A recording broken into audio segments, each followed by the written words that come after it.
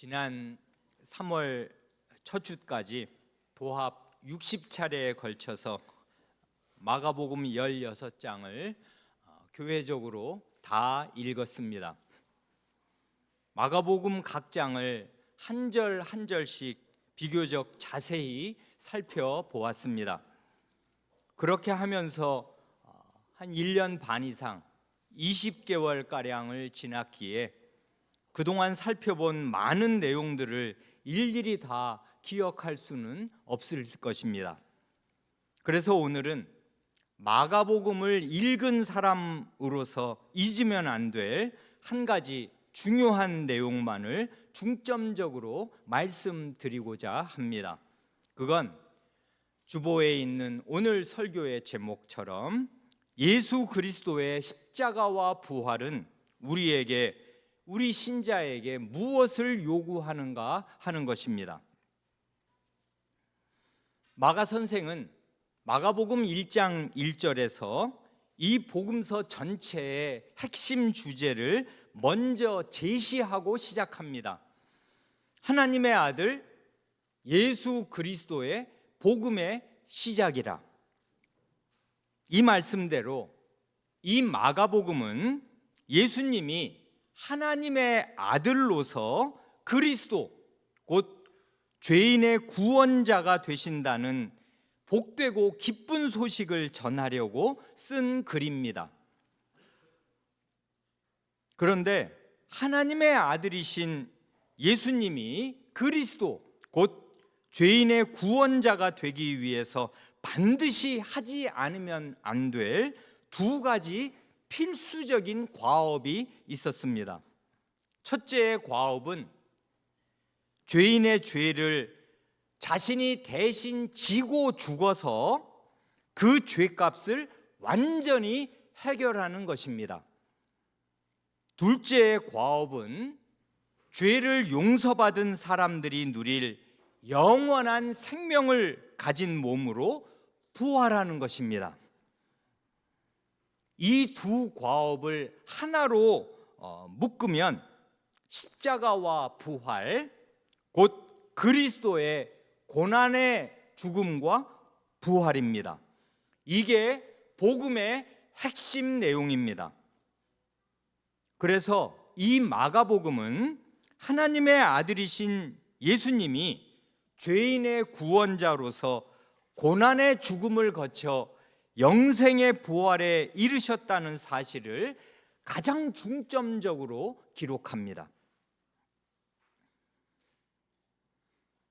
오늘 우리는 예수님이 친제자들에게 자신의 죽음과 부활을 세 차례 예고하신 8, 9, 10장의 본문을 길게 읽었습니다. 이 예고를 하신 맨 처음 장소는 저 북쪽에 빌립보 가이사랴였고 그 다음은 조금 아래에 있는 갈릴리였고 마지막은 여리고에서 예루살렘으로 올라가는 그 마지막 길이었습니다. 그러니까 최북단의 가이사랴 빌립보에서 자신의 고난과 부활을 예고하신 뒤로는 십자가가 있는 예루살렘을 향하여 곧장 나아가신 것입니다. 말하자면 사형장을 향하여 직진하신 것입니다.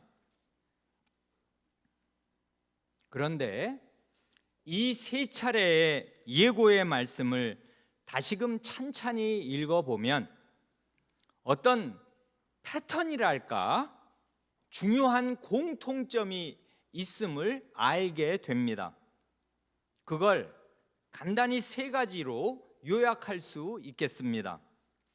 첫째로 이 본문 8, 9, 10장을 가만히 읽으면 예수님의 이 중대한 예고의 말씀에 대한 제자들의 반응이 나옵니다. 제자들의 반응은 세 번 다 지극히 부적절한 것이었습니다. 예수님이 복음의 핵심을 말씀하셨는데 그에 대한 반응이 지극히 부적절했다는 것은 복음의 핵심이 본질상 죄인의 본성에 역행하는 것이요, 손쉽게 받아들일 수 있는 것이 결코 아니라는 것을 뜻하는 것입니다. 오늘의 우리도 다 마찬가지입니다. 둘째로, 그래서 그에 대한 예수님의 교훈의 말씀이 나옵니다. 이 교훈의 말씀을 잘 새겨듣고 귀담아 들어야 합니다. 그래야 복음을 참되게 받아들일 수 있을 것입니다. 셋째로, 주님은 이런 교훈에 중대한 약속과 경고를 덧붙이십니다. 이런 패턴이 나타나요. 그래, 이런 내용을 간단히만 말씀드리려고 합니다. 먼저 8장 31절 이하에서 예수님이 맨 처음 순환과 부활을 예고하셨을 때 제자들의 즉각적인 반응은 아주 격렬한 반대와 저항이었습니다. 베드로는 예수님을 붙들고 책망했습니다. 제자들은 예수님이 고난을 당하셔야만 하고 부활하셔야 한다는 사실을 도저히 받아들일 수 없었습니다. 왜 받아들일 수 없었겠는가?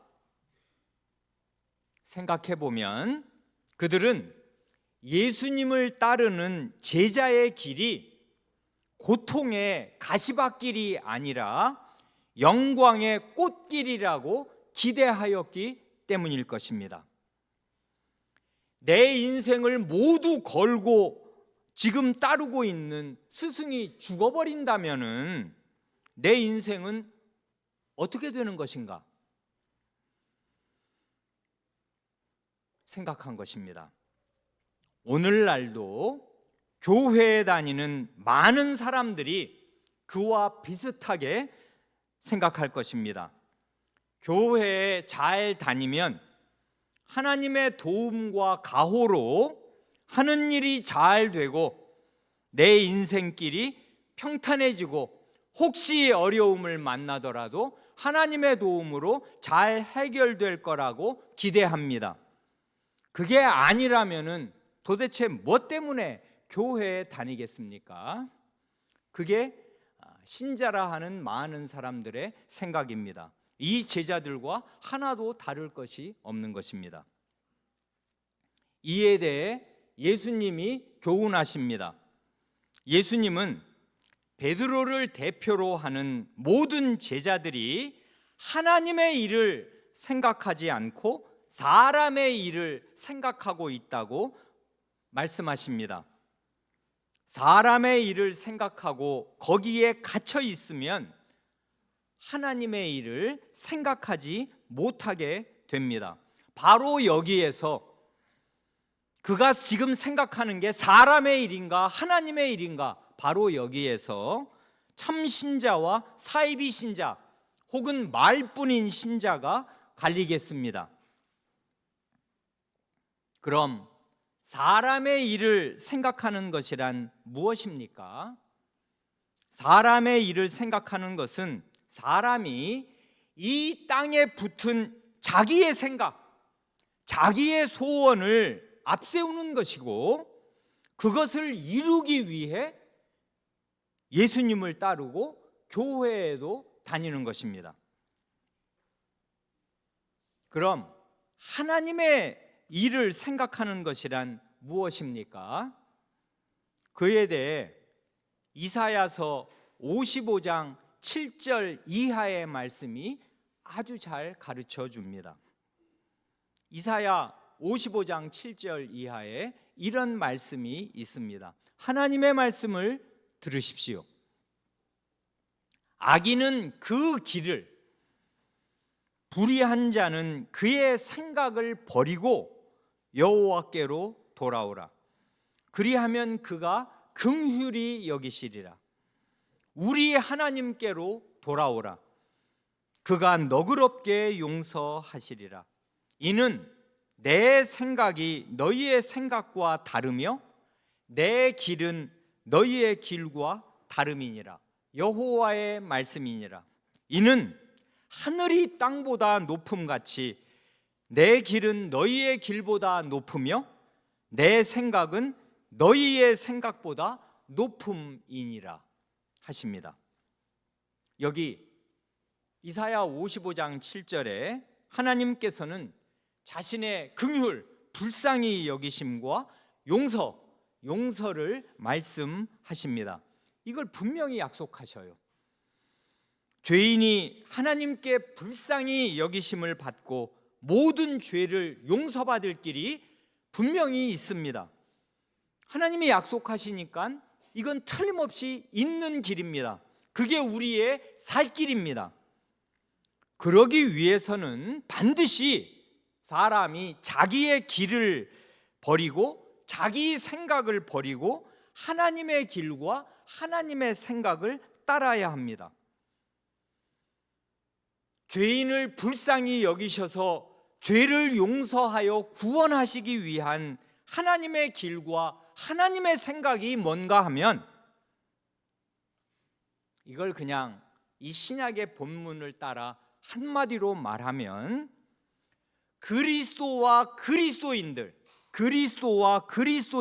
곧 구원자와 구원받을 백성들이 똑같은 길을 가는 것입니다.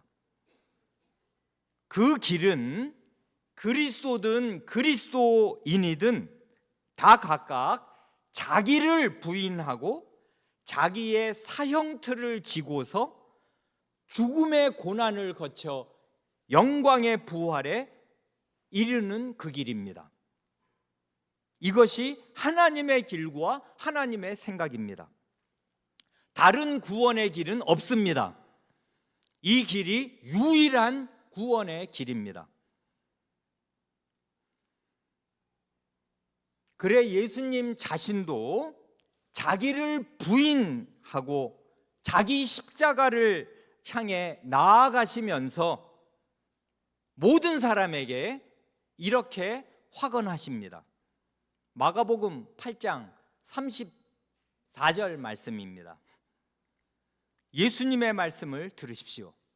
무리와 제자들을 불러 이르시되 누구든지 나를 따라오려거든 자기를 부인하고 자기 십자가를 지고 나를 따를 것이니라. 예수님은 예수님의 십자가를 질 것인데 예수님을 따르고자 하는 모든 사람은 그게 무리든 제자든 상관이 없이 자기를 부인해야 하고, 자기를 부인한다는 말은 자기가 걷는 인생길이 있고 자기 생각이 있고 자기가 추구하는 것이 있어요. 그걸 앞세우면 안 됩니다. 그걸 부인해야 해요. 그게 무엇이든. 그리고 자기의 사형틀을 지고서 예수님을 따라야 합니다. 이 길 이외에 구원받는 길은 없습니다. 이제 예수님은 이런 교훈에 중대한 약속과 경고를 덧붙이십니다.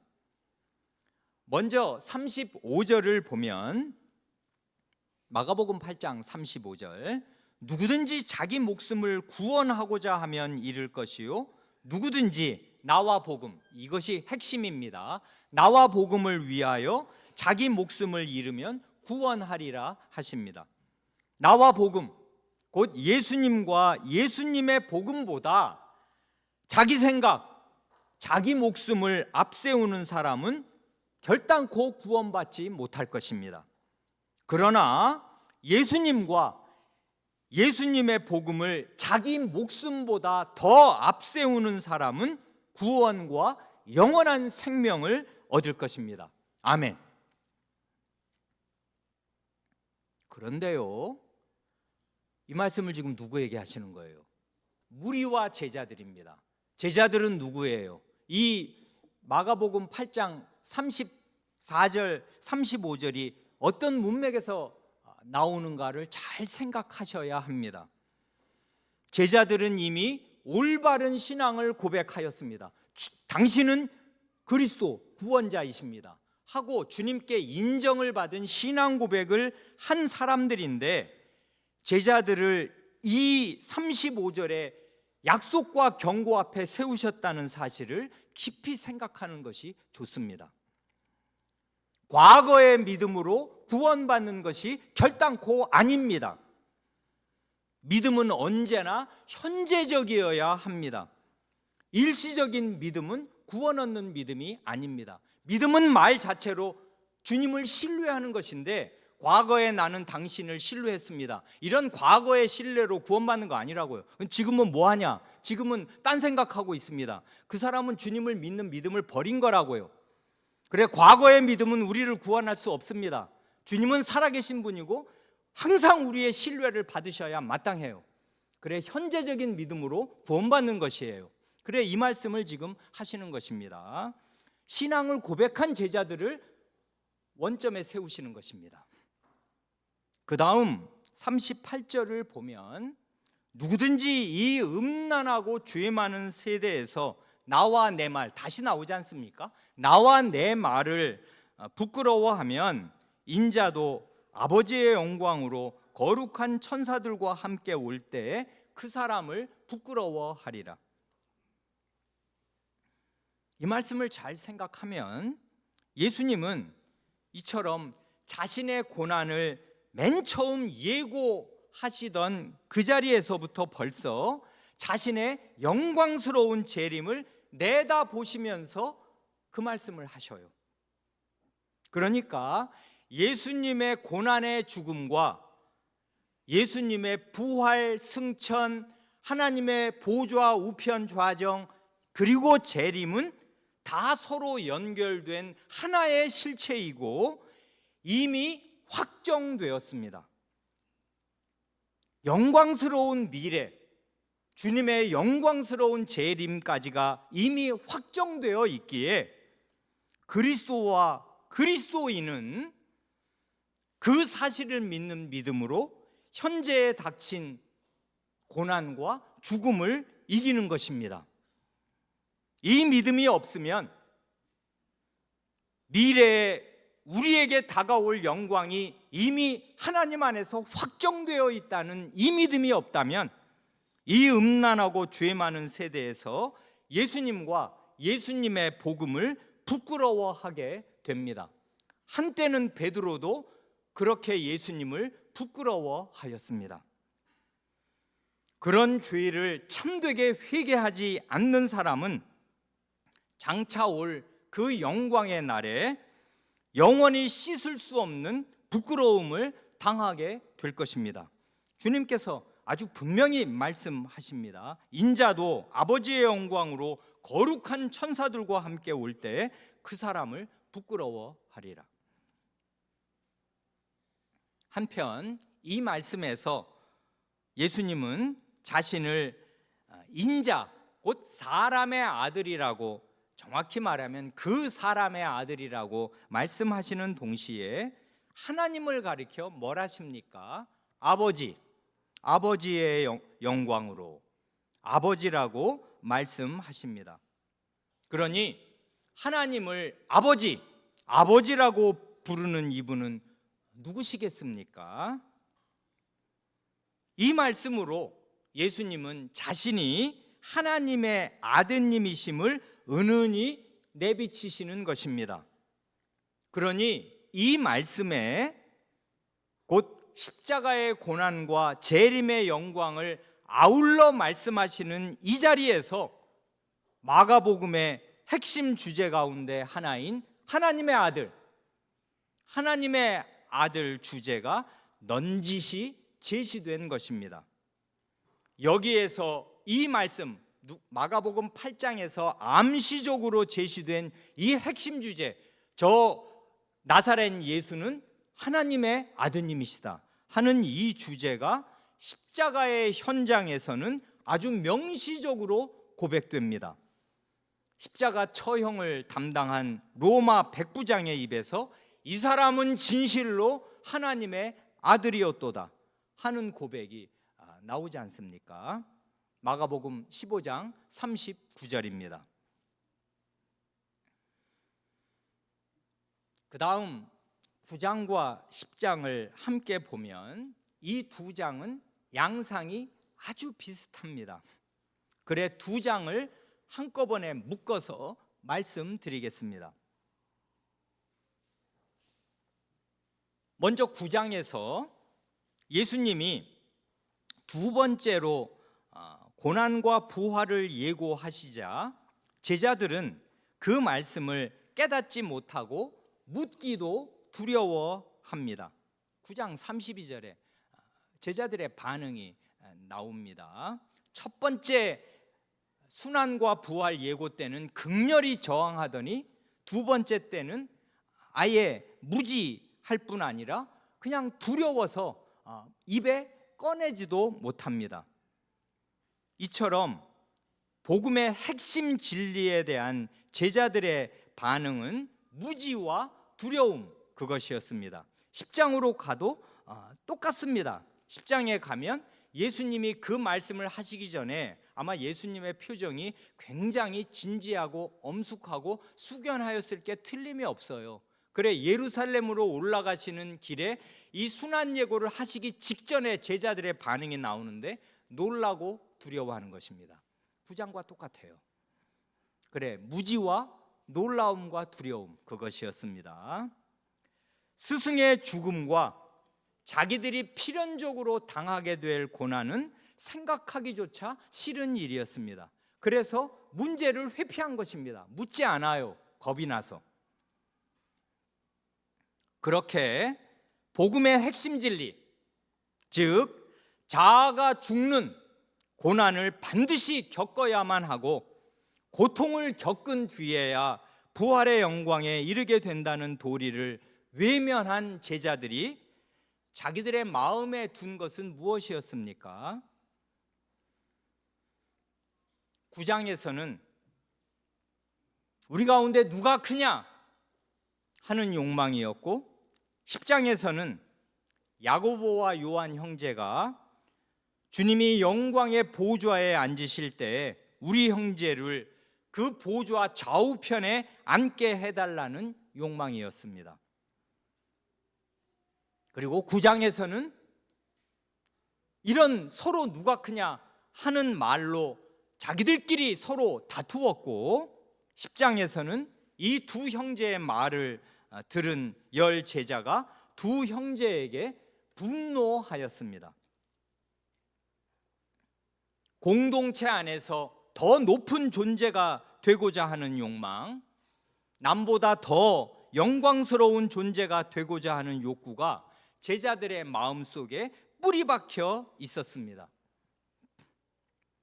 9장에는 여기에 한 가지가 더 추가되어 있습니다.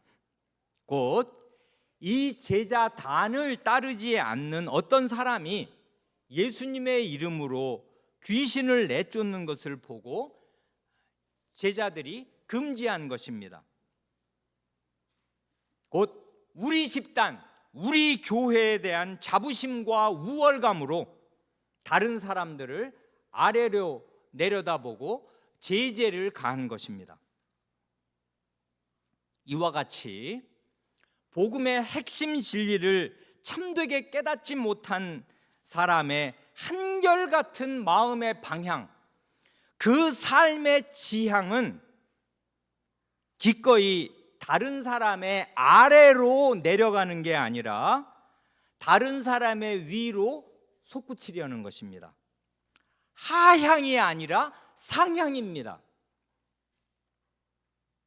달리 표현하면 복음이 가리키는 하나님 나라의 가치관은 빗물처럼 위에서 아래로 내려와서 조용히 스며드는 것인데, 그런데 반해 이 세상의 가치관은 하나같이 분수처럼 아래에서 위로 솟구치는 것입니다. 이게 복음을 참되게 깨닫지 못한 여러분과 제 마음속에 들끓고 있는 것입니다. 이에 대해 예수님이 말씀하십니다. 1등이 되고 싶은가? 꼴등이 되어야 한다. 무사람의 우두머리가 되고 싶은가? 무사람의 노예가 되어야 한다. 그게 바로 이 세상의 가치관과 정반대되는 하나님 나라의 가치관이다. 그렇게 살기 위한 구체적인 실천 방안을 알려주랴? 어린아이처럼 가장 연약한 사람, 너희 가운데 가장 힘없고 가장 가난하고 가장 보잘것없는 사람을 내 이름으로 환대하여라. 그게 바로 그리스도인 나를 대접하는 길이고 나를 보내신 하나님 자신을 대접하는 길이다. 그리고 이 악한 세상에서 우리를 반대만 하지 않는다면은 우리를 돕는 사람이라고 생각하는 식으로 너희의 마음을 넓혀야 한다 하고 교훈하셨습니다. 비록 그때 그 당시의 제자들은 이렇게 복음의 진리와 상반되는 추하고 부끄러운 모습을 드러냈습니다마는 예수님은 결코 이 제자들을 포기하지 않으셨습니다. 그래서 은혜롭기 그지없게도 이런 제자들과 자기 자신을 묶어서 함께 우리라고 말씀하셨습니다.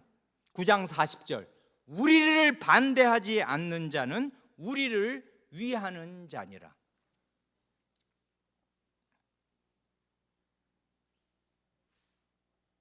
이 말씀의 앞뒤를 과거에 말씀드렸습니다.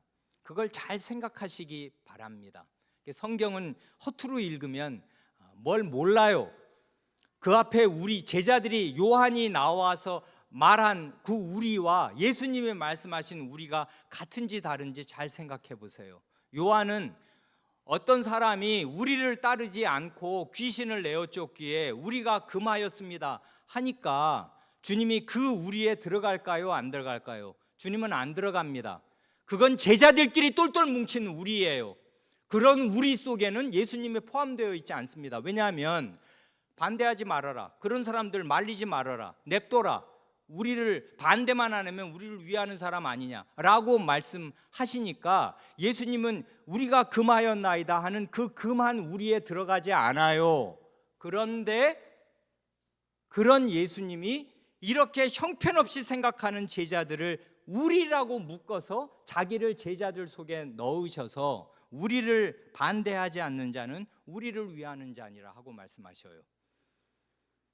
이런 예수님의 우리를 잘 생각하셔야 해요. 그렇지 않고 우리 하면 그게 섹트예요.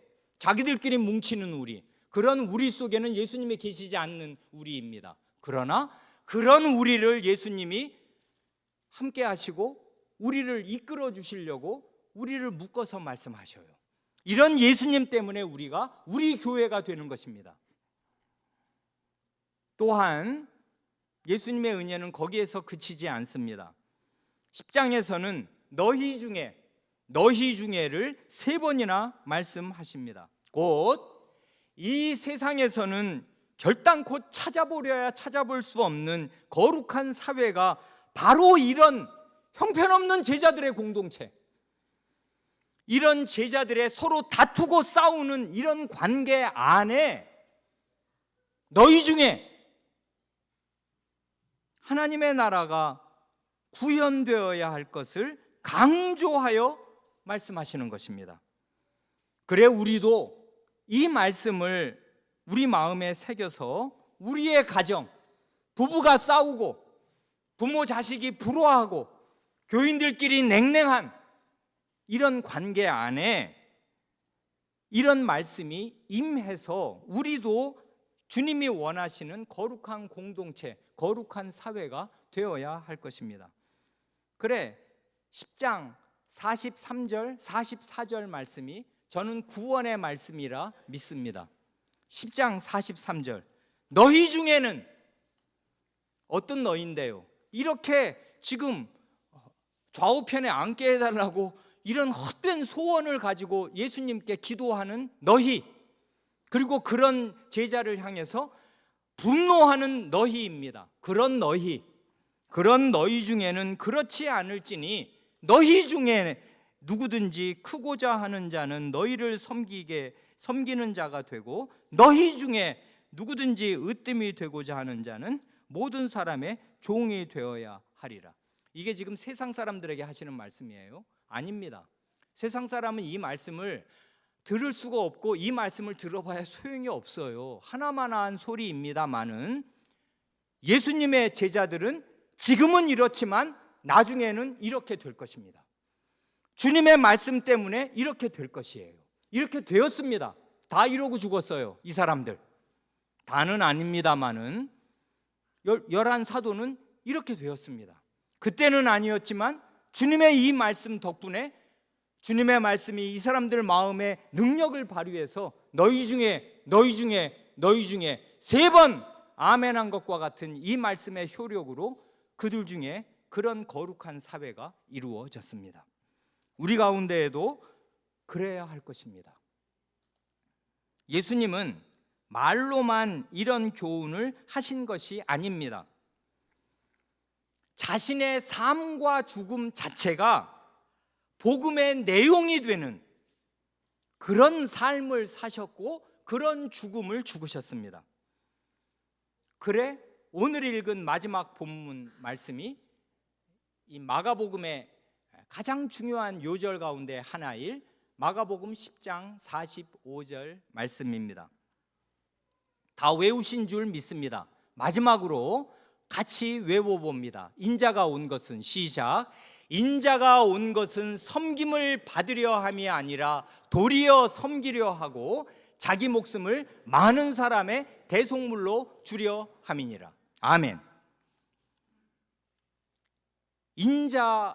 인자는 이 사람의 아드님은 섬기려고 오셨는데 예수님은 이런 섬김, 곧 종노릇의 극치로서 아니 종도 할 수 없는 어떤 종이 주인을 위해서 대신 자기 목숨 내어놓겠습니까? 종의 목숨도 귀한 거잖아요. 자기도 딸린 자식들이 있고 누가 내 목숨을 주인을 위해서 주겠습니까? 그런데 예수님은 이런 지극한 섬김, 지극한 종노릇의 극치로서 오히려 그 종노릇을 아득히 초월하는 완벽한 궁극적인 종노릇으로서 자신의 고결하고 의로운 목숨을 죄인의 죄값으로 내어주셨습니다. 그럴 때 그냥 목숨을 던져서 죄값을 치르신 게 아니에요. 예수님의 몸과 영혼에 우리의 죄가 덕지덕지 달라붙은 것입니다. 예수님 자신이 죄덩어리가 되시고 저주덩어리가 되셔서 우리의 죄가 고스란히 예수님께 전가되었습니다. 그 고결한 몸과 고결한 영혼에 우리의 죄가 전가되어서 우리의 죄를 자신이 떠안는 방식으로 내가 저 죄인입니다. 내가 그때 그 나쁜 짓을 했고 그 나쁜 말을 했고 그 나쁜 생각을 했습니다. 제가 그 사람입니다 하고 죽으신 거라고요. 그래 그리스도인이라면은 누구든지 이런 예수님의 지극한 섬김, 노예 노릇을 받고 예수님의 목숨을 받아서 그리스도인이 됩니다.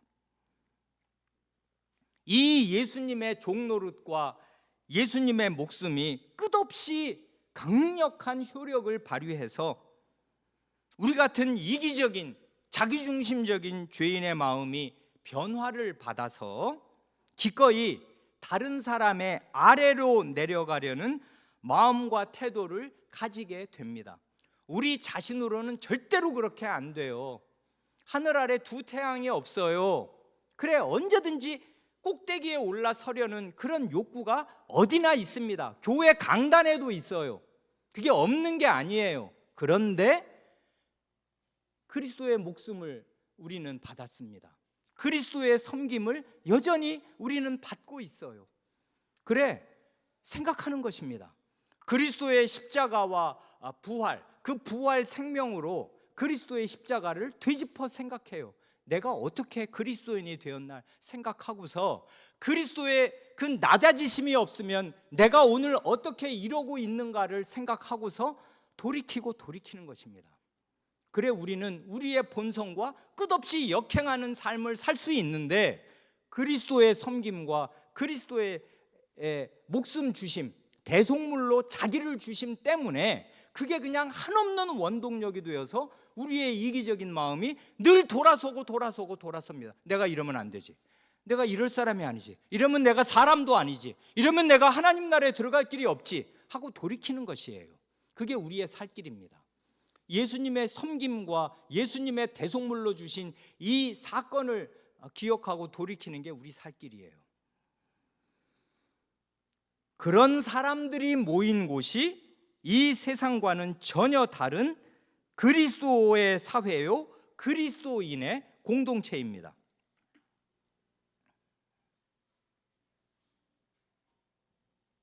마지막으로 예수님은 이런 중대한 교훈, 자기 목숨을 대속물로 주려 함이니라 하시면서 하시는 교훈이니 이런 교훈이니 이 교훈은 얼마나 절실하고 진지하며 중대한 교훈이겠습니까? 이런 교훈에 아주 중대한 약속과 경고를 덧붙이십니다. 먼저 약속과 보장을 주십니다.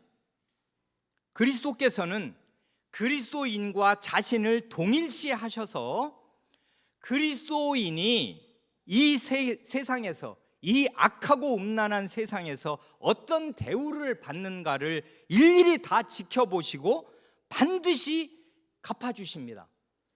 주님은 성도 여러분이 이 악한 세상에서 어떤 대우를 교회 안에서든 가정에서든 사회에서든 받는가를 아셔요. 다 아십니다. 그래, 이 말씀을 기억하시기 바랍니다. 곧 우리가 그리스도에게 속한 자라고 하여 물 한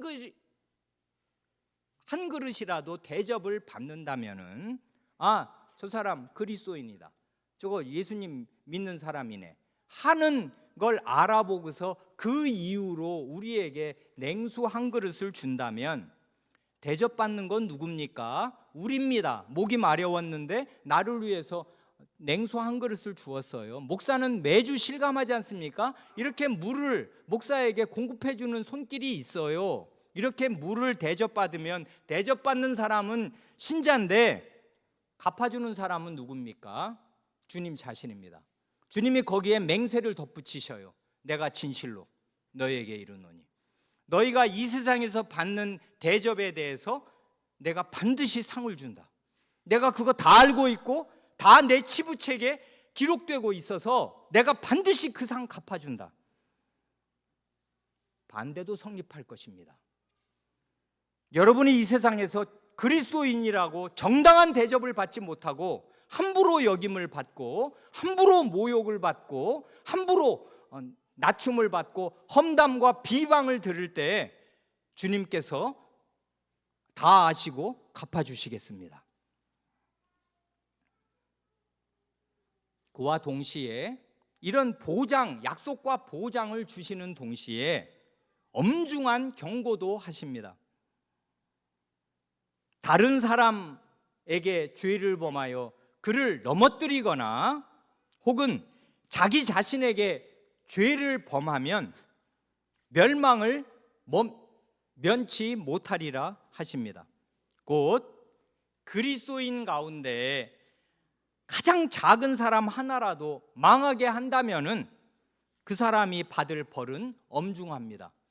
소나 끄는 그 돌덩어리, 집채만한 돌덩어리를 목에다 메고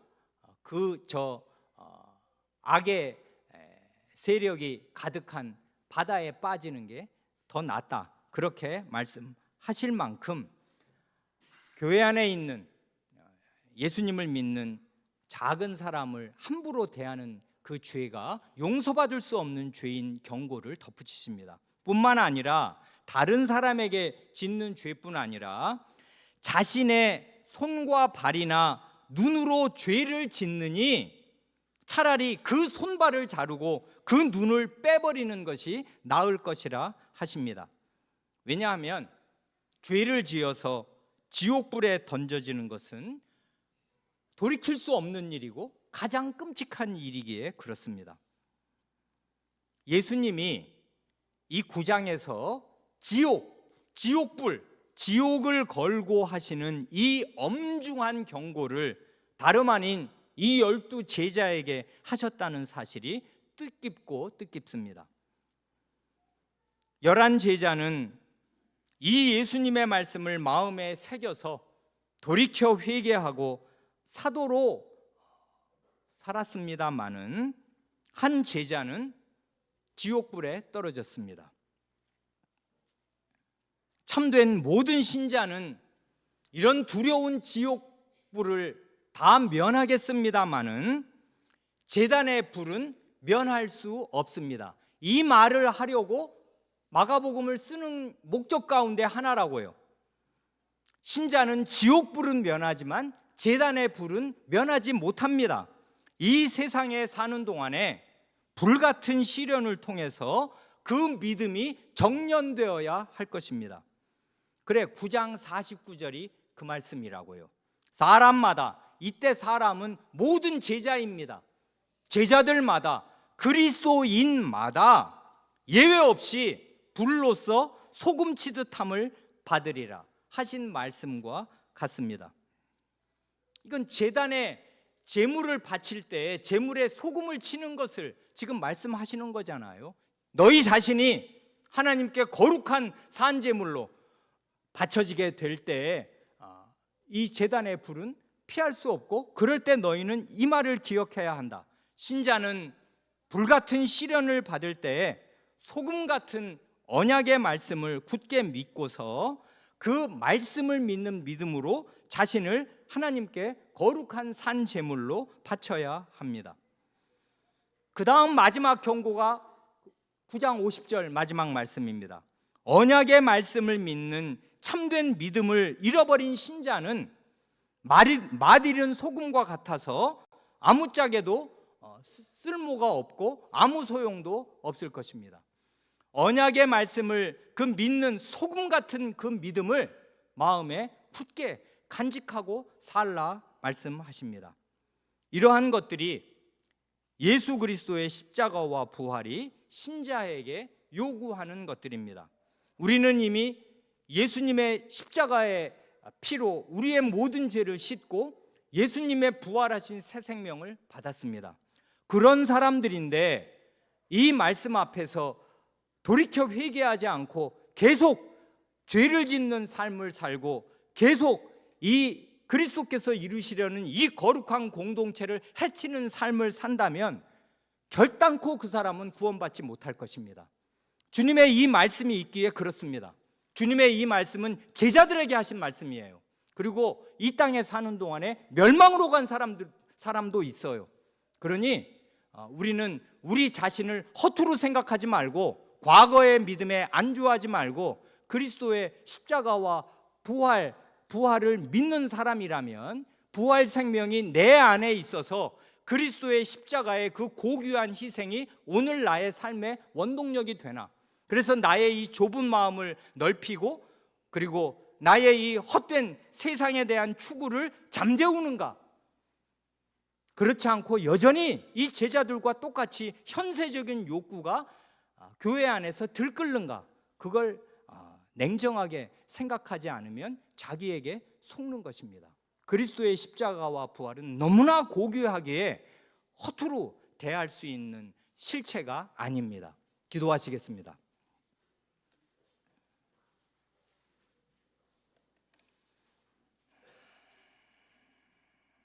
주 예수님께서 제자들을 결코 포기하지 않으시고 그들의 부인과 버림을 받으셨어도 주님은 그들을 버리지 않으시고 품에 안으시며 제자들을 가리켜 제자들을 포함하여 우리라 말씀하시고 너희 중에 이런 사회가 이루어져야 할 것을 말씀하시면서 그리스도 자신의 피와 목숨과 모범으로 죄인의 마음을 설복하시고 변화시키셔서 그런 거룩한 사회를 반드시 이루고야 마시며 그리하여 하나님의 나라는 공허한 관념의 실체가 아니요 종교 집단이 자기들의 믿는 바대로 하는 그런 관념적인 행태가 아니라 그리스도의 사랑에 감업하여 기꺼이 만인이 만인에게 종노릇함으로써 만인이 만인에게 섬김을 받고 대접을 받는 그런 아름답고 거룩한 하나님의 사회,